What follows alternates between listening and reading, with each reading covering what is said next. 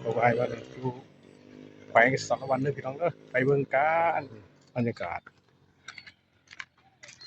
นี่เป็นหนทางของแขวงสารวัตรเด้อพี่น้องเด้ออ่านี่คือเมืองคุ้งเซโดนแขวงสารวัตรบรรยากาศยามเย็นเราโปรแกรมหาซื้อกับเขาวกับน้ำพี่น้องหนทางมันก็ดีหรอกนี่คือในเมืองแขวงสารวัตรไปมาเที่ยวได้เด้อพี่น้องเด้อมาสีแขวงภาคใต้สวรรณเขตแขวงสารวัตรแขวงสีกองอัตตปือหัวกับจำปาสักแต่สีกองนี่คือไม่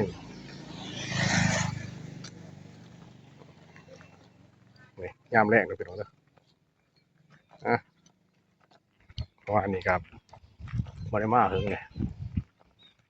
ย่างไปตลาด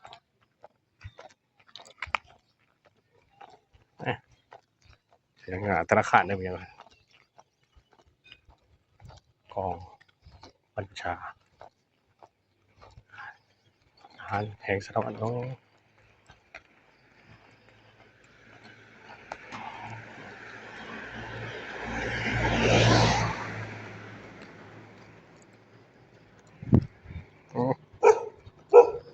มาเฮากลับไปโ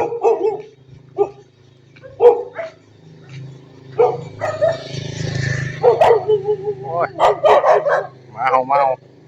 ไปได้มาไหน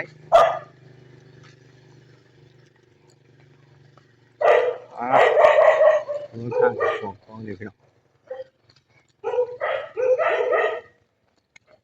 ยังปราบสดอยู่พี่น้องเด้อ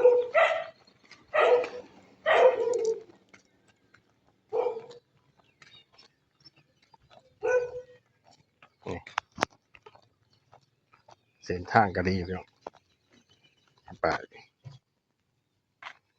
ไปโฆษณา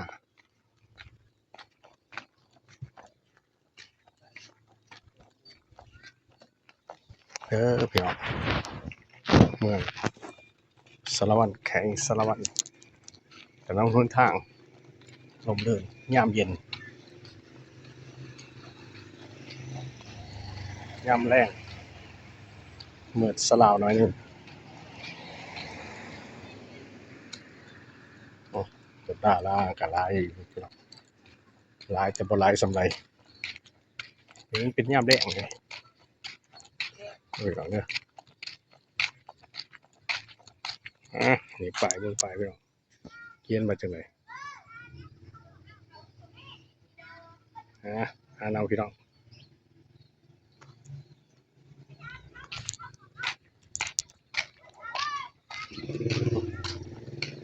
มาเที่ยวอะไรพี่น้องว่าแข้งสารวัตรนี่ก็อยู่แถวไต่พี่น้องทั้งไต่ที่จะแข้งจำปาสักทางเหนือติดกับสวรรณเขตทางตะวันออกติดกับแขวงสีกองแล้วก็ทางไต่สุดก็ติดกับไต่เชียงติดกับประเทศไทยพี่น้องคลิปนี้เท่านี้นะพี่น้องคำว่าสบายดี